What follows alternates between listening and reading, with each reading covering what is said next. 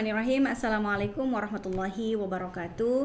Alhamdulillahirrabbilalamin. Wassalatu wassalamu ala nabiyyina Muhammad wa ala alihi wa sahbihi ajma'in wa man tabi'ahum bi ihsan ila yaumiddin, amma ba'du. Alhamdulillah, pada siang hari ini kita bisa melaksanakan kajian zuhur bersama Bapekis BRI Jakarta, di pusatnya ini ya, berarti ya. Baik, jamaah sekalian yang dirahmati oleh Allah Subhanahu wa taala, kita hari ini akan membahas tentang apa pengaruh makanan halal bagi diri seorang muslim. Dan ternyata ketika kita berbicara tentang pengaruh makanan halal, maka kita juga akan membahas sebetulnya makanan halal itu apa. Makanan halal itu pada dasarnya segala sesuatu yang tidak diharamkan otomatis ya. Karena dalam kaidah fikih al-aslu fit ta'ami atau al-aslu fil asya'i al-ibaha hatta yadullad dalil ala tahrimihi. Segala sesuatu pada dasarnya termasuk makanan pada dasarnya halal dulu, kecuali kalau misalnya ada dalil keharamannya maka barulah kemudian diharamkan. Nah, karena kita bicara atau mengambil tema manfaat makanan halal bagi diri seorang muslim, maka di sini kita akan kita akan membahas juga tentang mengapa sih kita harus menghindari makanan yang haram. Jadi kenapa sih kita harus menghindari makanan yang haram? Yang pertama ya, bahwa makanan yang haram itu memakan makanan yang haram itu adalah dosa pertama manusia sebetulnya. Kenapa kita bahas dosa pertama manusia? Karena begini, manusia pertama yang diciptakan itu adalah Nabi Adam alaihissalam, ya kan? Beliau itu diminta untuk tinggal di surga, bukan diminta. Beliau memang diciptakan oleh Allah, kemudian menempati surga begitu, dan ditemani oleh istri beliau yaitu Hawa atau Siti Hawa kita kenalnya. Nah, di dalam surat Al-A'raf ayat 19 di sini Allah berfirman, Bismillahirrahmanirrahim. Wa ya Adam uskun anta wa zawjukal jannah fakula min haitsu syi'tuma wa la taqraba hadhihi asy-syajarah fatakuna minadh dhalimin. Wahai Adam, tinggallah kamu dan istrimu di dalam surga dan makanlah apapun yang kamu inginkan, kata Allah, tapi wala taqraba hadhihi asy-syajarah, jangan sampai itu kamu mendekati pohon ini. Karena kalau kamu mendekati pohon ini, maka kamu akan menjadi orang yang zalim. Artinya apa? Ya, Allah itu pada dasarnya membolehkan Nabi Adam makan semuanya, kecuali cuma satu macam kuliner saja, yaitu satu macam buah yang berasal dari pohon tertentu. Di situ di dalam surat Al-A'raf ayat 19 Allah tidak menyebutkan secara spesifik nama pohonnya apa ya dalam Al-A'raf ayat 19 ini. Tapi nanti kita bisa lihat di dalam surat yang lain, yaitu di dalam surat Thaha. Ternyata buah khuldi yang kita kenal itu ya, penamaan buah khuldi itu ternyata itu adalah nama yang disematkan atau dikarang-karang oleh syaitan. Syaitan lah yang ngasih nama itu buah khuldi ya. Kenapa syaitan untuk ngasih nama buah khuldi? Karena dia ingin memperdaya Nabi Adam sama Siti Hawa. Khuldi itu dari kata Khalid artinya kekal. Nah, ketika Nabi Adam itu digoda oleh syaitan untuk memakan buah terlarang itu, syaitan mengatakan kepada Nabi Adam, tahu gak sih Nabi Adam, ini pohon namanya pohon khuldi. Buahnya itu mengekalkan. Kalau sampai kamu makan dari buah dari pohon ini, maka kamu akan kekal sebagaimana malaikat. Jadi kalau ingin menikmati keindahan fasilitas surga, maka makanlah buah ini biar kamu itu jadi kekal. Tapi Nabi Adam gak mau. Dan syaitan gak kehabisan akal. Akhirnya dia mencari apa sih kelemahannya Nabi Adam? Oh, Siti Hawa. Kemudian Siti Hawa ternyata dengan rasa penasaran yang tinggi sebagai seorang wanita yang memang fitrahnya suka penasaran begitu ya. Maka kemudian terjadilah apa yang terjadi. Nabi Adam dan Siti Hawa mencoba menggigit ya buah tersebut, dan ketidakridhoannya Allah kepada mereka kemudian membuat semua aurat mereka terbuka, dan itulah yang terjadi.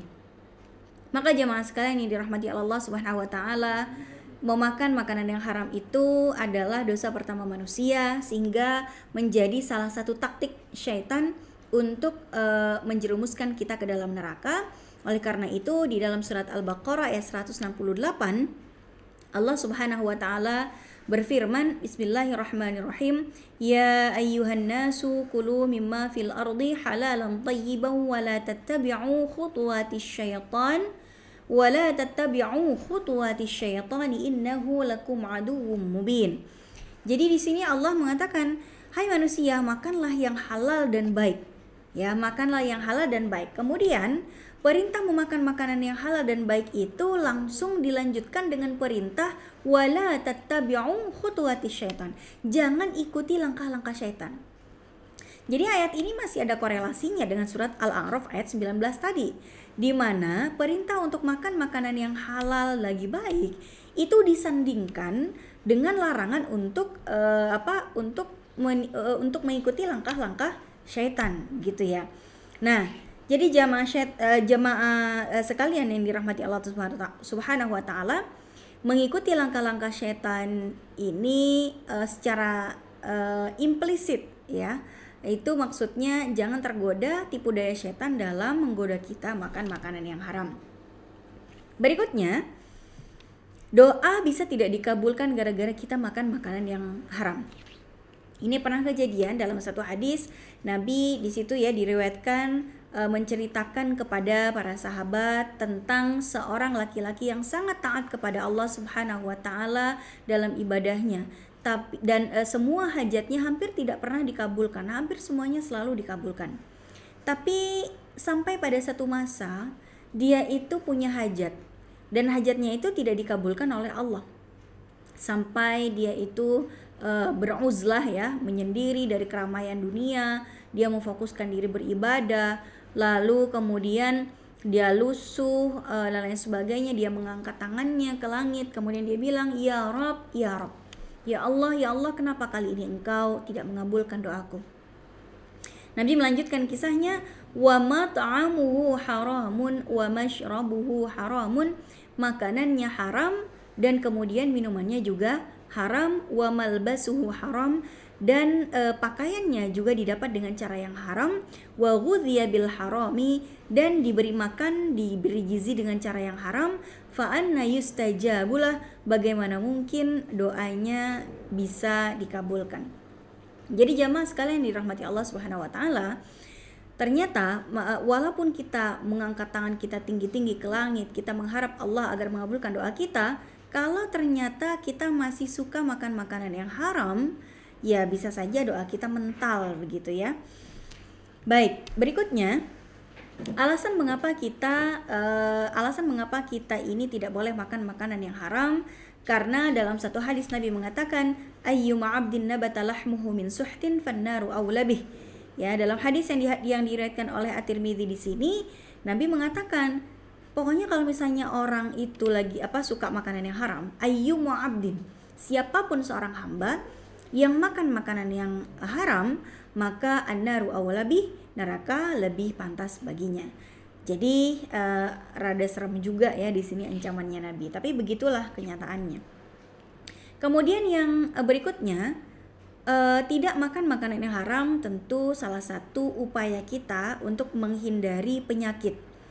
Karena dalam ketentuan syariat tidak boleh kita menyantap hal-hal yang berbahaya ya. Di dalam surat An-Nisa ayat 4 juga ditegaskan, Bismillahirrahmanirrahim, fakuluhu hani'am mari'a, maka makanlah pemberian itu niscaya akan menjadi obat yang menawarkan. Jadi jamaah yang dirahmati oleh Allah Subhanahu wa taala, perintah memakan pemberian Allah, pemberian yang baik itu menjadi obat yang menawarkan. Berikutnya tentang ketentuan. Yang pertama, yang halal itu lebih banyak yang haram. Jadi bagaimana cara kita menentukan ini makanan halal, ini makanan haram, ya kan? Di sini saya akan menjelaskan kaidah-kaidahnya ya. Kaidahnya tadi sudah saya sampaikan juga, yang halal pasti lebih banyak daripada yang haram. Karena pada dasarnya segala sesuatu itu halal dulu, baru kalau ada pengharamannya baru diharamkan. Kemudian halal dan haram itu tidak disembunyikan, sementara syubhat itu subjektif. Jadi dalam satu hadis Nabi juga mengatakan innal halala bayyinun wa innal harama bayyin. Jadi sesungguhnya yang halal itu nyata dan yang haram itu nyata, dan yang ada di tengah-tengahnya itu namanya syubhat. Dan syubhat itu sifatnya subjektif, tidak bisa disamaratakan pada setiap orang. Maksudnya apa? Maksudnya begini, syubhat bagi saya ya bisa saja berbeda dengan syubhat buat orang lain. Saya kasih contoh, misalnya ketika kita buka handphone lalu kemudian kita di grup tertentu ada informasi, ternyata di warung bakso kesukaan kita, kenapa banyak yang ngantri, kenapa enak banget, oh ternyata ada isu, ada campuran daging babi misalnya. Tapi itu baru rumor yang beredar. Kalau misalnya saya datang ke warung tersebut, lalu saya mengklarifikasi, saya mentabayun, ya, saya bertabayun ke pemilik warungnya, terus kata pemilik warungnya, demi Allah kami tidak pernah sekalipun menggunakan bahan-bahan yang diharamkan dalam syariat Islam, itu cuma fitnah, dusta, mungkin saingan kali yang bikin rumor. Kalau saya sudah dapat informasi yang meyakinkan dari pemiliknya, sudah ada testimoni, dan memang mereka yang berhak dan wewenang untuk mengcounter, ya sudah, saya akan saja di situ. Tapi bagaimana dengan teman saya yang tetap ragu-ragu? Enggak, saya tetap ragu-ragu aja. Kenapa? Ya karena beritanya dahsyat banget, itu viral gitu ya. Akhirnya dia ragu-ragu. Buat saya makan di tempat itu, maka syubhat itu pada dasarnya sifatnya subjektif. Baik, berikutnya berkaitan dengan halal dan haram. Itu halal dan haram itu hukumnya ikhtilaf ya, ikhtilaf. Dalam artian apa ikhtilaf itu? Dalam artian kalau misalnya ada suatu makanan yang tidak disebutkan di dalam hadis ya, di dalam hadis atau dimanapun, atau di Al-Quran nggak ada, di hadis nggak ada, dan bahkan di masa Nabi itu nggak ada, lalu di masa sekarang ada. Kadangkala para ulama berbeda pendapat tentang halal dan haramnya. Saya kasih contoh misalnya ikan lele ya, atau kepiting, atau kopi luwak. Ini yang paling banyak menjadi kontroversi di antara para ulama tentang status kehalalan atau keharamannya. Mungkin kita bingung kenapa kepiting sama lele, kopi luwak itu menjadi kontroversi kehalalannya di kalangan para ulama. Jadi begini, saya bahas satu-satu ya. Tentang kepiting dulu ya. Kepiting itu kan kalau mati dia tidak melalui proses penyembelihan yang syar'i. Nggak ada orang nyembelih kepiting karena memang dia bukan hewan yang berdarah begitu, dan nggak ada lehernya juga. Kemudian ketika kepiting ini mati, dia ini berstatus sebagai hewan air atau berstatus sebagai hewan darat. Kalau dia berstatus sebagai hewan air, selesai sudah masalahnya. Kenapa? Karena bangkainya hewan air itu jelas kehalalannya. Sebagaimana Nabi mengatakan, al-bahru tahurun ma'uhu al-hillu maitatuhu. Laut itu airnya bisa digunakan untuk bersuci dan bangkainya bisa dimakan, halal dimakan. Ikan itu termasuk hewan yang tidak perlu disembelih, maka kita nggak pernah nyembelih ikan. Dan yang kita makan ya bangkai ikan dalam tanda kutip ya. Kenapa? Karena ikan yang kita makan ini tidak melalui proses penyembelihan yang syar'i tapi halal. Tapi masalahnya kalau kepiting ini ternyata ketika mati berstatus sebagai hewan darat, itu yang jadi masalah. Kalau misalnya dia mati sebagai hewan darat dan matinya tidak melalui penyembelihan yang syar'i, maka itu termasuk bangkai yang diharamkan. Makanya para ulama berbeda pendapat tentang kehalalan atau keharaman kepiting ini. Sebagian mengatakan halal, sebagian mengatakan haram. Tapi kalau kita bingung, ya sudah, kita punya lembaga fatwa kok di Indonesia. Setidaknya ya kan, namanya Majelis Ulama Indonesia, yang pasti kita kenal semua dengan lembaga ini. Majelis Ulama Indonesia lebih cenderung memilih pendapat yang menghalalkan. Karena ketika kita melihat dari dari ciri-ciri fisiologisnya kepiting, ternyata dia bernafas dengan insang. Dan pada dasarnya hewan yang bernafas dengan insang, ya berarti dia nggak bisa jauh-jauh dari air begitu. Jadi kalau dia mati, ya udah berarti jatuh-jatuhnya dia berstatus sebagai hewan air, maka boleh saja dimakan. Begitu juga nanti tentang kopi luwak misalnya. Nanti para ulama berbeda pendapat juga. Apakah kopi luwak itu halal atau haram dikonsumsi? Kenapa? Karena gini, kopi luwak itu kan adalah kopi yang dimakan oleh binatang yang bernama luwak. Ya, yang mirip musang yang ekornya itu panjang. Dia makan kopi, kemudian kopi yang masih mentah, lalu kemudian diolah di dalam perutnya dan keluar lewat anusnya luwak, ya bercampur dengan ketika dia buang air besar, ya bercampur dengan fesesnya luwak. Maka di sini para ulama berbeda pendapat tentang hukumnya begitu. Kenapa berbeda pendapat? Karena begini, kan salah satu aturan dalam syariat Islam, benda yang najis seperti kotoran binatang dan kotoran manusia itu kan haram untuk dikonsumsi. Ya kan? Tapi ini kopi luwak dia statusnya seperti feses dan tinja atau seperti apa? Bagi ulama yang mengharamkan mengatakan bahwa kopi luwak itu statusnya tinja. Jadi walaupun dia dicuci tetap aja statusnya tinja. Begitu. Tapi kata ulama yang menghalalkan, oh enggak, itu bukan tinja.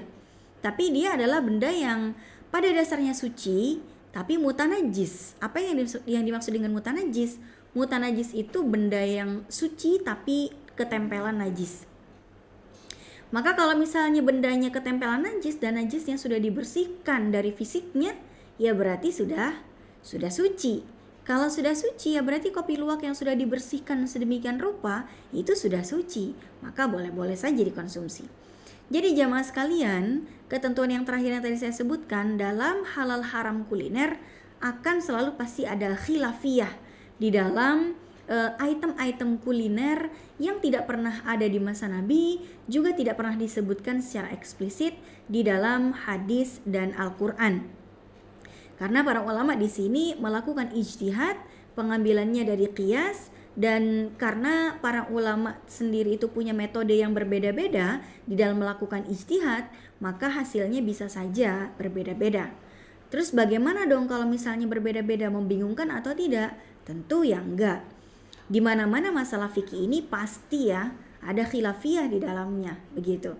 Kenapa? Ya fikih itu statusnya dinamis, fleksibel, dan tidak menutup pintu perbedaan pendapat dalam hal-hal yang furu'iyah. Sekarang kita masuk ke intinya, ke inti tentang kriteria makanan yang haram.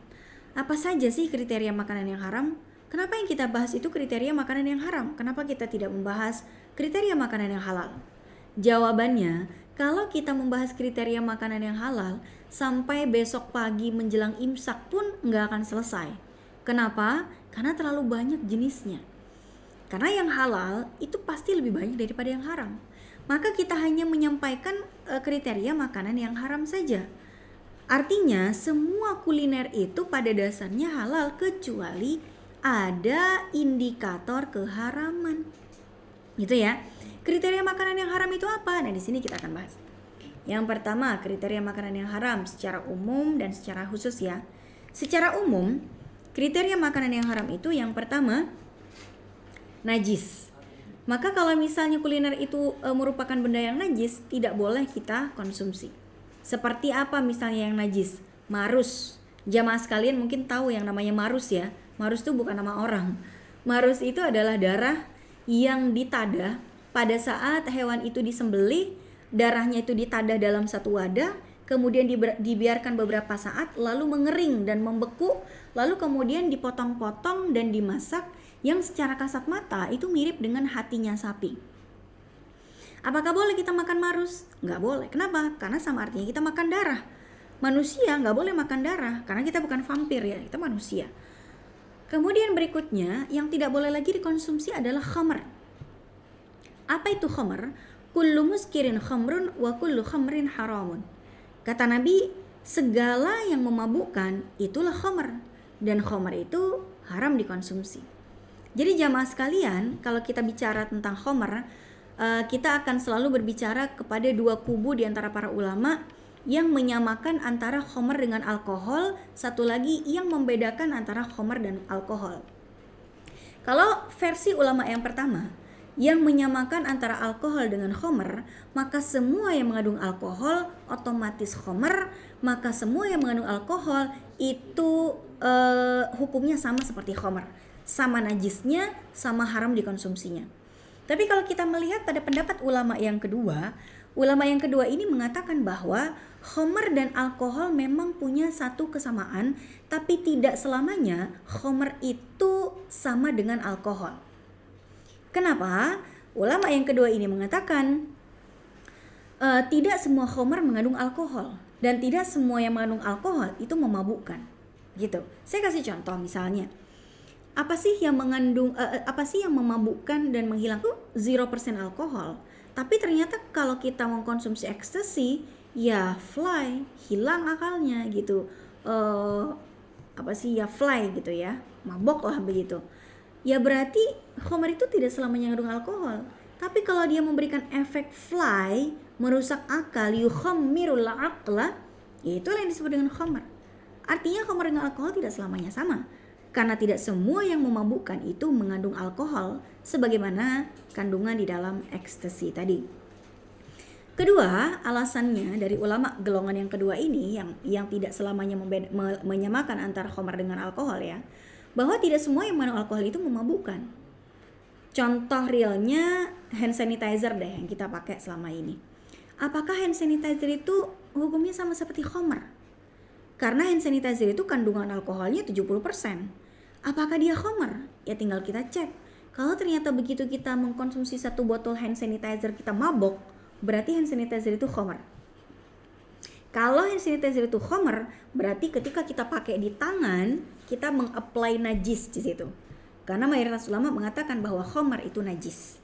Itu ya. Nah, tinggal kita cek. Kira-kira ada nggak volunteer yang mau minum satu botol hand sanitizer, gitu kan? Ya sebaiknya sih nggak usah ada volunteer, takutnya keburu meninggal ya. Kalau kita tidak yakin mengkonsumsi hand sanitizer itu bikin mabok, ya berarti itu bukan khamar, mengandung alkohol tapi bukan khamar. Ulama golongan yang kedua ini mereka membedakan antara khamar dengan alkohol. Baik, tapi intinya apapun itu perbedaan pandangan para ulama, ketika hal tersebut sudah berstatus sebagai khamar seperti minuman wine, brandy, whiskey, margarita dan lain sebagainya yang bisa merusak akal, bisa bikin fly, semua ulama sepakat bahwa itu adalah khamar. Begitu juga narkotika, mengandung atau tidak mengandung alkohol, ketika dia bikin fly, semua ulama sepakat bahwa itu adalah khamar. Maka kalau sudah disepakati statusnya sebagai khamar, maka tidak boleh kita konsumsi sehari-hari karena diharamkan. Berikutnya, kriteria kuliner yang haram nomor 3 adalah mengandung madarat. Apa sih yang disebut dengan madarat? Madarat itu artinya segala sesuatu yang berbahaya atau membahayakan jiwa kita. Maka kalau ada item tertentu yang dia itu bukan najis, bukan khamar, tapi mendatangkan bahaya, maka bisa saja kita sebut itu sebagai item yang haram untuk kita konsumsi. Contohnya apa? Saya pernah mengisi ini di Pondok Indah ya ketika itu. Saya nanya ke ibu-ibu, "Bu, apa Bu hal yang tidak bikin mabok, hal yang tidak berstatus najis tapi bahaya kalau sampai kita berinteraksi dengannya, kalau kita sampai memakannya apalagi?" Kata mereka, "Oh, jawabannya cinta Ustazah, cinta tidak najis, tidak memabukkan tapi berbahaya," katanya gitu. Ya silakan aja, tapi kan cinta nggak bisa dimakan, nggak bisa masuk dalam materi kita hari ini ya. Jadi jamaah sekalian, yang dimaksud dengan madarat di sini adalah contohnya ya, minum baygon, menenggak racun tikus. Bahayanya itu tidak langsung kelihatan efeknya. Ya, seperti contohnya rokok. Orang itu kalau ngerokok sekali 2 kali, itu bahayanya nggak langsung kelihatan. Tapi kalau misalnya dikonsumsi secara berkala sampai bertahun-tahun lamanya, itu efek buruknya kan sangat akan kelihatan sekali versi para dokter, ya kan? Nah, di sini para ulama sampai sekarang berbeda pendapat. Apakah rokok itu halal? Apakah rokok itu haram ataukah makruh saja? Mau dibilang haram nggak langsung bikin mati, mau dibilang makruh nggak sampai haram, itu sangat berbahaya bagi tubuh kita. Maka sampai detik ini para ulama berbeda pendapat, bahkan para ulama di Badan Majelis Ulama Indonesia sekalipun ini belum ada fatwa yang secara tegas mengharamkan konsumsi rokok. Kenapa? Yang ya kurang tahu juga kenapa ya, karena di antara mereka sendiri pasti ada perbedaan pendapat di situ ya. Yang fatwa dari Majelis Ulama Indonesia terkait rokok itu baru mengharamkan jika itu dikonsumsi anak di bawah umur dan wanita hamil. Tapi kalau dikonsumsi wanita dewasa yang sehat, apalagi laki-laki dewasa yang tidak hamil, iyalah bapak-bapak mana ada hamil ya. Jadi kalau bapak-bapak atau ibu-ibu yang tidak hamil mengkonsumsi haram atau enggak, itu tidak ada fatwa tegas yang mengharamkan dari MUI. Karena memang para ulama berbeda pendapat. Baik, jamaah sekalian yang dirahmati oleh Allah Subhanahu wa taala, di sini saya akan menyampaikan tentang kriteria khusus yang diharamkan dari golongan hewan. Kalau tadi dari golongan yang dari umumnya ada 3 tadi ya yang diharamkan: najis, khamr, madarat atau bahaya yang bisa membinasakan. Sekarang kita akan bahas dari golongan hewan. Dari hewan itu yang diharamkan itu seperti apa ciri-cirinya? Yang pertama, ciri-ciri hewan yang haram untuk kita konsumsi adalah hewan yang secara eksplisit diharamkan dalam nas. Nas itu adalah Al-Quran ataupun hadis. Itu ya. Kalau diharamkan ada atau tidak ada alasannya, haram-haram aja. Saya kasih contoh. Pelarangan makan babi itu banyak secara eksplisit disebutkan dalam Al-Quran, dalam hadis ya. Makan babi nggak boleh. Kenapa makan babi itu tidak diperbolehkan? Sampai detik ini para ulama belum menemukan ilatnya. Ilat itu adalah sebab dari satu hukum ya. Jadi kayak misalnya tadi khamar itu nggak boleh dikonsumsi, ilatnya karena memabukkan gitu ya. Pokoknya semua yang memabukkan berarti nggak boleh dikonsumsi. Nah kalau misalnya sekarang ketika kita menemukan dalam nas hadis ataupun Al-Quran kita nggak boleh makan babi, itu ilatnya apa sih? Ternyata nggak ada ilatnya. Itu sama seperti ketika Allah melarang Nabi Adam makan buah khuldi. Nabi Adam makan buah khuldi nggak ada efek apapun di tubuhnya, itu ya, tapi dilarang. Oh ternyata ada beberapa item yang tidak boleh kita konsumsi yang sifatnya ta'abudi. Ta'abudi itu maksudnya Allah larang, nggak ada alasannya, udah taat aja. Karena itu bagian dari ujian kita sebagai manusia, sampai batas mana ketaatan kita diuji untuk meninggalkan apa yang Allah haramkan, begitu ya. Karena kalau kita melihat dari babi, oh babi ada kok alasan pengharamannya gara-gara ada cacing pita katanya. Adanya cacing pita dalam babi itu bukan ilat keharaman babi. Karena kalau ternyata ada satu peternakan yang bisa menternak babi dan ternyata ada iklannya gitu ya, menjual babi dijamin 100% bebas cacing pita. Pertanyaannya, masih boleh nggak kita konsumsi? No, enggak. Ya berarti bukan itu alasannya. Alasannya kenapa? Ya gara-gara dia berstatus sebagai babi, itu aja gitu ya. Jadi babi itu mengandung atau tanpa cacing pita tetap diharamkan. Babi itu hidupnya kotor atau hidupnya higienis, tetap tidak boleh kita memakannya. Babi itu imut masih pink, masih 6 bulan dengan babi yang umurnya sudah tahunan, ya tetap saja tidak boleh kita konsumsi. Jadi selama dia statusnya adalah hewan bernama babi ya, berarti tidak boleh kita konsumsi karena memang secara eksplisit diharamkan tanpa sebab. Yang kedua, yang tidak boleh kita konsumsi adalah bangkai. Pengertian bangkai dalam syariat Islam adalah hewan yang tidak disembelih melalui proses penyembelihan yang syar'i, ya, atau proses tidak melalui proses yang zabah yang syar'i. Zabah itu bisa dengan menyembelih, ya, dengan mengalirkan darah hewan yang dibelek di lehernya sehingga mengucurlah darahnya dari pembuluh arteri dan vena, keluar semua darah di situ. Itu penyembelihan yang syar'i yang pertama. Kedua, ketika menancapkan tombak di lehernya unta, itu juga penyembelihan yang syar'i. Kemudian memotong langsung kepalanya utuh gitu ya, kalau kita bilang apa ya namanya, memenggal ya, itu juga syar'i. Cuman ya kurang memenuhi kriteria kehewanan gitu ya, tidak berkepribinatangan lah begitu kalau kita bisa bilang. Jadi kalau misalnya ada orang menyembelih ayam, lalu ayamnya langsung dipotong kepalanya, bukan disembelih tapi dipotong begitu saja, itu juga tetap penyembelihan yang syar'i dan halal dimakan. Disembelih itu boleh, dipenggal langsung juga boleh gitu. Yang tidak boleh kepalanya dipotek dengan tangan kita, kepalanya dipotek, kepalanya si ayam ini ya, tidak menggunakan alat tajam. Ini baru penyembelihan yang tidak syar'i dan ayamnya berstatus sebagai bangkai. Maka ketika ayam itu mati duluan sebelum dilakukan penyembelihan yang syar'i, maka itu berstatus sebagai bangkai. Maka tiren, ayam mati kemarin baru disembelih hari ini, itu juga berstatus sebagai bangkai. Ya, baik, itulah yang disebut dengan bangkai. Tapi untuk bangkai ini nanti ada pengecualiannya. Ada hewan yang boleh kita konsumsi tanpa proses penyembelihan yang syar'i. Dalam satu hadis Nabi mengatakan, "Wahilat lana maitatani wadamani," dihalalkan bagi kita 2 macam bangkai dan 2 macam darah. Darah kan nggak boleh dimakan, tapi ada darah yang dihalalkan, ada bangkai yang dihalalkan.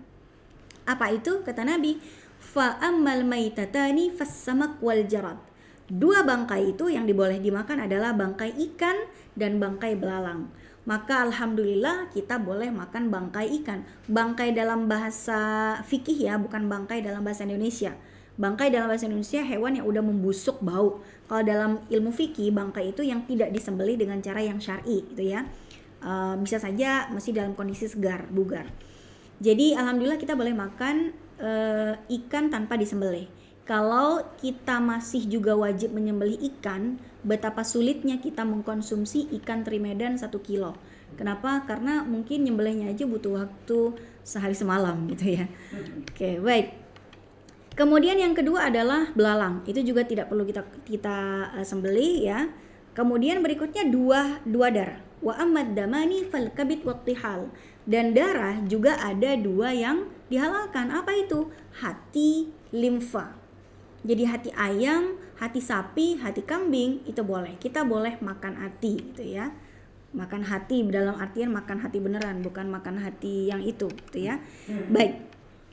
Jamaah sekalian, yang ketiga, kriteria hewan yang ketiga yang tidak boleh kita konsumsi adalah hewan buas dengan ciri-ciri bercakar, bertaring, dan cakar dan taringnya itu digunakan dia untuk memburu hewan yang lain. Maka dengan ciri-ciri ini itu tidak boleh dimakan, seperti macan, singa, ya, beruang, elang, itu semuanya tidak boleh dikonsumsi karena masuk kriteria ini. Pertanyaannya, ayam itu kan punya cakar pada dasarnya. Kalau tidak percaya bisa dicek di kakinya ada cakarnya. Cuman walaupun dia punya cakar, dia tidak menggunakan cakarnya itu untuk membunuh hewan yang lain. Dia hanya mencari nafkah dari apa? Mengais-ngais apa yang ada di atas tanah. Makanya kita tidak sepakat kalau ayam itu disebut hewan bercakar. Kita lebih sepakat jika ayam itu berstatus sebagai hewan berceker. Jangankan dagingnya, cekernya pun kita makan, ya. Jadi boleh-boleh saja kita makan ayam. Berikutnya adalah hewan yang dilarang untuk dibunuh. Jadi ada beberapa kriteria hewan yang tidak boleh dibunuh dan itu ternyata tidak boleh dimakan. Kenapa? Karena dengan memakannya berarti kita membunuhnya, gitu. Apa yang tidak boleh dibunuh? Seperti kucing itu nggak boleh kita bunuh, maka kita tidak boleh memakan kucing. Seperti kodok itu juga dilarang untuk dibunuh. Satu hari seorang tabib itu di masa Nabi baru masuk Islam. Dia nanya sama Nabi, "Ya Rasulullah, dulu saya sebelum masuk Islam saya suka meramu obat-obatan yang berasal dari kodok. Sekarang saya udah masuk Islam nih, masih boleh nggak saya melakukannya?" Apa kata Nabi? "Mulai sekarang kamu jangan membunuh kodok lagi." Nah, dari hadis tersebut para ulama sepakat, oh ternyata kodok itu termasuk hewan yang tidak boleh dibunuh, maka tidak boleh kita makan kodok. Berikutnya ada juga hewan yang sebaliknya, yang malah dianjurkan untuk kita bunuh begitu kita ketemu hewan tersebut. Dianjurkan ya, bukan diwajibkan. Dianjurkan itu pun kalau berani. Seperti apa? Kalajengking. Itu tidak boleh kita makan. Kenapa? Kalau ketemu kalajengking, bunuh aja, injek aja. Kalau berani. Kalau ibu-ibu saya yakin gak berani. Ibu-ibu biasanya teriak dulu baru action ya. Kemudian yang kedua, ular. Ular itu juga dianjurkan. Ketemu ular, bunuh. gitu ya. Makanya kita tidak boleh mengkonsumsi ular. Yang ketiga, cicak. Cicak itu kalau misalnya kita ketemu cicak, kita dianjurkan bunuh aja. Kalau tega gitu ya. Masalahnya cicak itu rada-rada imut-imut, gemesin gitu ya. Kalau misalnya berani ngebunuh, bunuh aja. Artinya hewan-hewan yang dianjurkan untuk dibunuh ini tidak boleh kita konsumsi.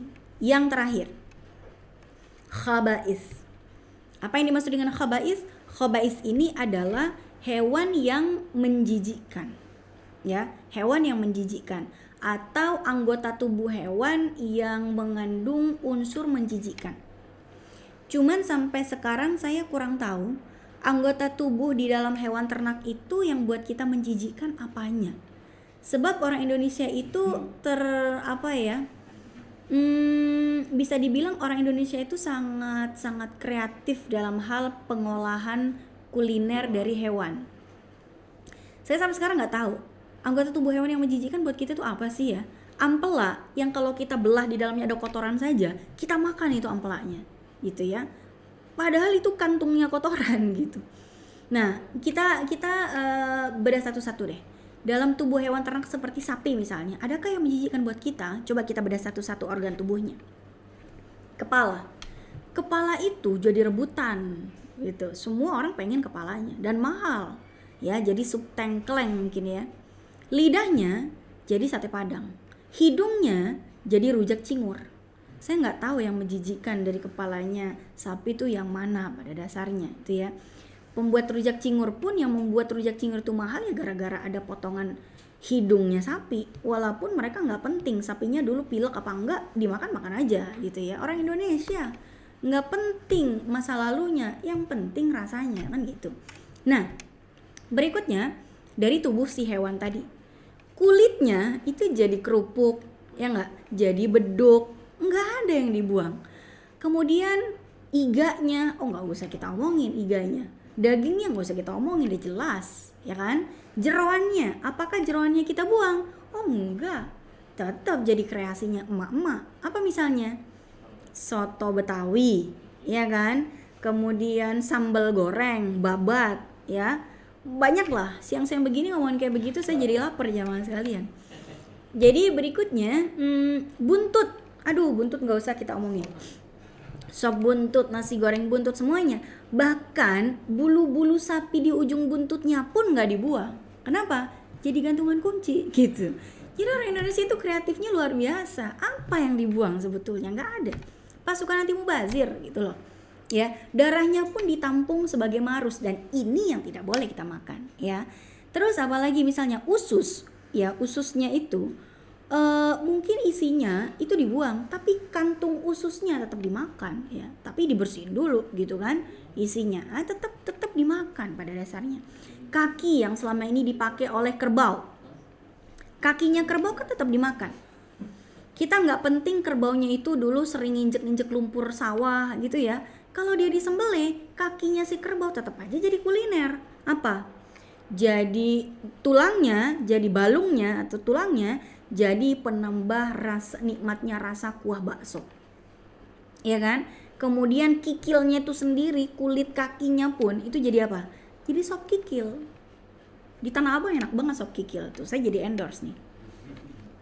Jadi, oke jamaah sekalian, khaba'is itu intinya hewan yang menjijikkan atau anggota tubuh yang menjijikkan. Tapi sampai detik ini saya nggak tahu apa yang membuat anggota tubuh hewan itu jadi menjijikkan. Karena menjijikkan atau tidak itu lebih pada subjektivitas individu ya. Kalau di masa Nabi, jeroan unta, jeroannya hewan ternak itu digunakan untuk menyampaikan informasi kepada orang yang kita benci. Ya, kepada orang yang kita benci. Contohnya gini. Kalau di masa Nabi itu buka pintu ya, ada orang Arab buka pintu rumah, di depan rumahnya itu ada satu nampan jeroan unta, dia akan berkacak pinggang dan berkata, siapa nih yang ngajakin duel dan berantem sama saya? Ini ada hater nih yang lagi ngebenci saya, makanya dia menyampaikan kebenciannya dalam bentuk jeroan unta di atas nampan yang diletakkan di depan pintunya. Bahkan ketika Abu Jahal atau Abu Lahab gitu ya meletakkan jeroan unta di depan pintunya Nabi, yang protes itu bukan Nabi karena Nabi tidak sempat melihatnya. Yang protes itu justru kafir Quraisy sendiri ya, yang mereka itu memang memusuhi Nabi bukan karena akhlaknya Nabi yang buruk. Tapi mereka kan membenci Nabi itu, ada yang benci sama Nabi dendam kesumat, ada yang benci sama Nabi cuman benci kepada ajaran yang Nabi sampaikan, tapi tetap bermuamalah pada Nabi karena indahnya kepribadiannya. Nah, jadi ketika orang itu naruh di depan pintunya Nabi, orang-orang kafir Quraisy yang tetap respect sama Nabi itu nggak terima. Abu Jahal, Abu Lahab, ente benci sama Muhammad, ya silakan, tapi nggak segininya juga, gitu. Sehingga yang meletakkan di situ Abu Jahal, Abu Lahab ini, tapi kafir Quraisy yang lain lah yang mengangkat dari depan pintunya Nabi, sehingga begitu Nabi buka pintunya, udah nggak kelihatan lagi jeroan untanya. Itu di masa Nabi. Coba di masa sekarang, kalau di sini ada yang nonton ibu-ibu sekalian ya, pulang dari kantor misalnya, pulang ke rumah, ternyata depan rumah ada satu plastik ati ayam, ampela ayam, ya, limfa, babat dan ususnya sapi. Apakah akan bersikap yang sama, kacak pinggang lalu ngajakin berantem dengan yang narok gitu? Saya nggak yakin. Kalau saya yang mengalaminya, habis dari studio ini saya pulang, depan rumah saya ada jeroan seperti itu, saya bersyukur, alhamdulillah, langsung saya eksekusi di dapur gitu kan. Ngapain saya berantem? Oh ya Allah, ini rezeki, rizqun min haitsu la yahtasib gitu kan, rezeki yang tidak disangka-sangka, mungkin gara-gara tahajud kali tadi malam jadi dapat beginian kan gitu ya kan. Jadi ya nggak tahu saya dari hewan itu apa yang menjijikkan buat kita. Mungkin ada jenis binatang yang menjijikkan buat seseorang dan buat dia jadi haram. Misalnya apa ya hewan yang menjijikkan itu ya?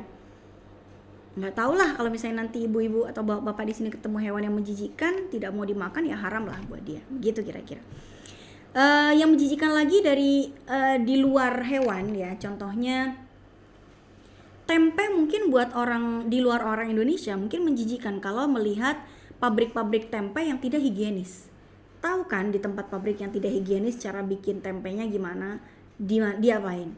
Dimasukin ke dalam ember gede, diinjek-injek. Kalau yang higienis, nginjeknya itu bukan pakai kaki ya, pakai apa misalnya tumbukan. Tapi ada juga yang diinjek pakai kaki. Masih mending kalau kakinya dibalut dulu dengan plastik yang bersih gitu. Ada yang langsung masuk ke dalam embernya, mana kakinya kapalan lagi gitu kan, nginjek-injek kedelainya, terus jadi tempe. Mungkin lezatnya dari situ kali ya, wallahu a'lam. Tapi kalau misalnya kita memandang bodoh amat lah gimana cara bikinnya, selama kaki orang itu bersih ya, tidak bercampur najis, dia injek-injek kedelainya kita makan, ya udah. Ibarat orang emak-emak bikin sambal ternyata yang bikin enak itu gara-gara diulek, ujung kukunya si emak itu menyentuh si sambal. Belum lagi keringetnya gitu ya yang bercucuran, walau alam. Keringat manusia kan nggak najis, jadi kalau misalnya bercampur dengan sambal ya nggak najis, silakan aja. Tapi ya kadang-kala kita nggak penting gimana cara bikinnya, higienis atau tidak, selama itu tidak najis ya kita makan aja. Karena kita termasuk bangsa yang suka move on ya. Kan statusnya sebagai hewan air sehingga menghalalkan, ada yang memenangkan kebuasannya ya, artinya dia mengharamkan walaupun dia hewan air. Jadi saya akan ngasih pendapat yang pertama. Mereka mengatakan tidak penting apakah hewan ini sendiri, apakah ini masuk kategori darurat atau tidak darurat, bukan melihat dari jenis air seninya ya. Kedaruratan itu kita lihat dari kondisinya. Apakah benar-benar itu kondisi darurat atau tidak? Kalau misalnya ada pilihan obat yang suci dan halal, kenapa kita harus loncat ke yang diharam? Kalau misalnya kita langsung loncat ke yang haram, itu tidak diperbolehkan. Oke, nggak diperbolehkan itu. Jadi kalau misalnya masih ada yang halal, ke dokter apa segala macam, ya silakan pilih itu dulu.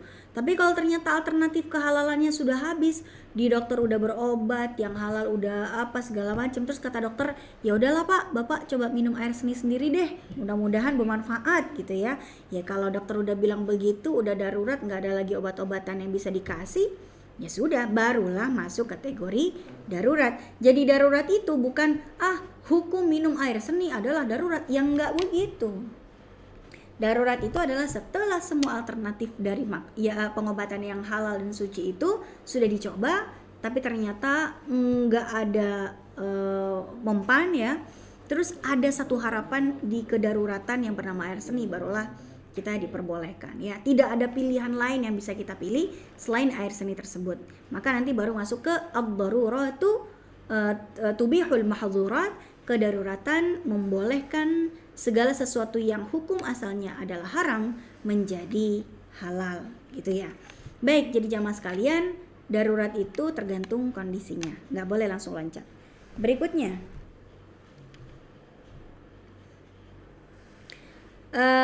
adakah ciri-ciri khusus bagi manusia yang sering makan makanan haram?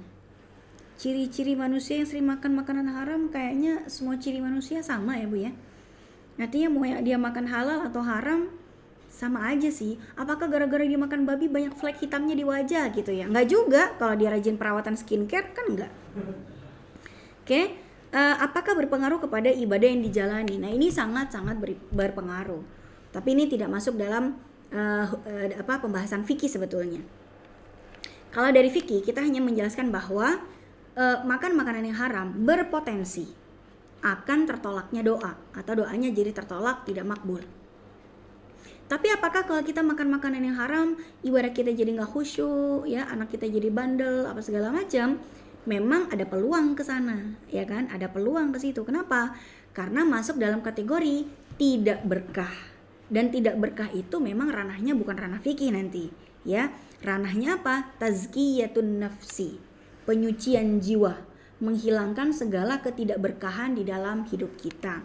Jadi orang yang makan makanan yang diharamkan bisa saja dia nggak khusyuk apa segala macam, tapi ya itu bukan penyebab satu-satunya ya kita nggak khusyuk. Kadang kita udah makan yang halal mulu tapi nggak khusyuk juga, ya wajar. Kenapa? Karena kalau kita sholat banyak yang godain ya, maksudnya setan ya, iblis itu pada godain kita kalau kita lagi sholat, lupa rokaat ya. Misalnya lagi sholat zuhur, rokaat pertama bingung kira-kira ntar mau mesen GoFood apaan ya, apalagi nih menu yang mau saya pilih gitu kan. Akhirnya dia nggak khusyuk dalam sholatnya. Kenapa? Ya mikirin yang lain. Bukan karena dia makan makanan yang haram gitu, tapi karena faktor yang lain. Walaupun mungkin ada faktor suka makan makanan haram di dalam ketidakhusyuannya dalam beribadah, itu juga pasti ada potensi. Jadi faktornya sangat banyak sekali. Ketika ketidakhusyuan kita dalam beribadah, itu penyebabnya banyak faktor. Faktor dari diri kita sendiri, faktor dari makanan yang kita makan ya, halal dan tidaknya itu semuanya berpengaruh. Baik, berikutnya pertanyaan yang terakhir. Apa yang harus dilakukan apabila pernah memakan sesuatu yang haram yang saat itu belum tahu apakah berpengaruh pada diterima ibadah yang dilakukan? Jadi begini Ibu yang dirahmati oleh Allah Subhanahu wa taala, Ibu Rike Yulianti ya. Makan makanan yang haram dengan tidak diterimanya ibadah itu adalah dua hal yang berbeda. Itu adalah dua ibadah yang berbeda. Jadi kaitannya makan makanan yang haram itu membuat doa kita tidak terkabul. Itu tadi yang sudah saya sampaikan. Tapi saya tidak mengkorelasikan antara makan makanan yang haram dengan diterimanya ibadah. Itu adalah dua hal yang berbeda. Dalam ibadah, selama rukun dan syaratnya sudah terpenuhi, maka ibadah itu sudah disebut sah. Misal, siang makan babi, ya, misalnya jam 11 makan babi nih. Kemudian jam 12 dia sholat zuhur. Apakah sholat zuhurnya itu tidak diterima gara-gara dia makan babi? Nggak ada kaitannya. Sholat itu diterima atau tidaknya kalau misalnya semua syarat dan rukun sudah terpenuhi. Dia sudah wudu, dia ngadep kiblat, dia udah pakai baju yang suci segala macam. Kemudian dia memenuhi semua rukunnya dari mulai niat sampai dengan salam, semuanya sudah dipenuhi. Maka sholatnya sudah sah. Tapi makan babi jam 11 itu dosa. Jadi jam 11 dia bikin dosa, jam 12 dia bikin pahala. Tinggal nanti di akhirat ditimbang. Mana yang misalnya lebih berat? Oh ternyata dosa makan babinya lebih berat timbangannya dari pahala sholatnya. Yang mana pahala sholatnya pun ngepas banget gitu. Udahlah bacaannya alif lam mim doang, Allahu Akbar gitu ya.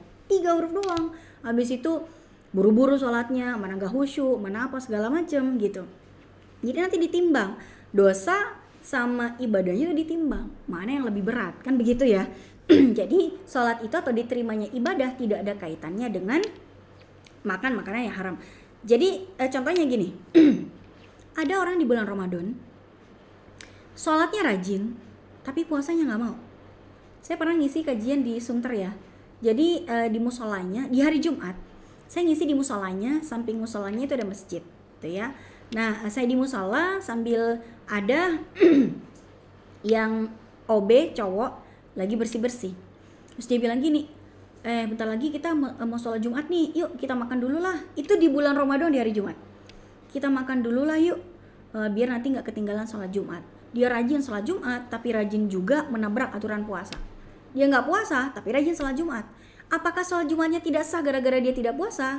Enggak. Tidak puasa itu satu hal, dan sholat Jumat itu hal yang lain. Jadi sholat Jumatnya berpahala, tidak puasanya dosa. Tinggal nanti di akhirat ditimbang mana yang lebih berat antara pahalanya dengan dosanya. Jadi pengaruh makan makanan yang haram dalam diri seorang muslim, yang pertama adalah menutup pintu ketidakberkahan, ya kan? Kemudian menghilangkan potensi tertolaknya doa. Kemudian salah satu ikhtiar untuk apa? Untuk mencegah laknatnya Allah, ya, sebagaimana ketika Allah itu membuat Nabi Adam dan Siti Hawa keluar dari surga.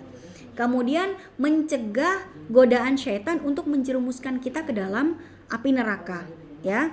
Kemudian yang berikutnya mencegah penyakit atau mencegah segala sesuatu yang berbahaya untuk masuk ke dalam diri kita. Inilah beberapa manfaat-manfaat bagi seorang muslim ketika dia memakan makanan yang halal dan menghindari makanan-makanan yang haram. Baik, saya belum menjawab nih pertanyaannya Bu Rika Yulianti, yang intinya apa yang harus dilakukan apabila memakan makanan sesuatu yang haram yang saat itu tidak tahu. Apa yang harus dilakukan? Ya kalau misalnya ternyata sudah tahu bahwa makanan itu ternyata nggak boleh, ya sudah, kita bertaubat, berjanji kepada ya Allah, gara-gara saya nonton Bapekis BRI tanggal 30 September ini saya jadi tahu ternyata itu haram ya, padahal saya hobi tuh makan itu, ternyata haram, astagfirullahaladzim, saya berjanji kepada Engkau ya Allah, saya tidak akan makan lagi, maafkanlah ketidaktahuanku selama ini yang membuat aku makan makanan tersebut. Jadi jamaah sekalian, yang harus dilakukan bertaubat, menyesali semua yang sudah pernah kita lakukan, mensyukuri bahwa ternyata kita jadi tahu gara-gara sering menyimak kajian gitu ya. Kemudian berjanji tidak akan mengulangi, dan taubat dan penyesalan tersebut juga diiringi dengan perbuatan yang baik, sehingga perbuatan yang baik itu bisa menghapus dosa-dosa di masa yang lalu. Insya Allah orang yang sudah bertaubat dari perbuatan dosa, dia tercatat sebagai orang yang tidak pernah melakukan dosa tersebut, sebagaimana Nabi mengatakan, at-taibu kaman la dzanba lahu. Seorang yang bertaubat dari suatu dosa, maka jika taubatnya diterima oleh Allah Subhanahu wa taala dengan taubatan nasuha, maka dia akan tercatat sebagai orang yang tidak pernah melakukan dosa yang ditaubatinya itu. Baik, berikutnya ini pertanyaannya sudah habis ya waktunya? Masih ada atau waktunya udah cukup juga? Oke, baik. Oke, baik, karena waktunya sudah selesai, begitu juga pertanyaan sudah habis. Alhamdulillah kita sudah melaksanakan kajian pada hari ini. Mudah-mudahan bermanfaat bagi kita semua. Semoga dengan kajian hari ini kita semakin tahu apa yang halal, apa yang haram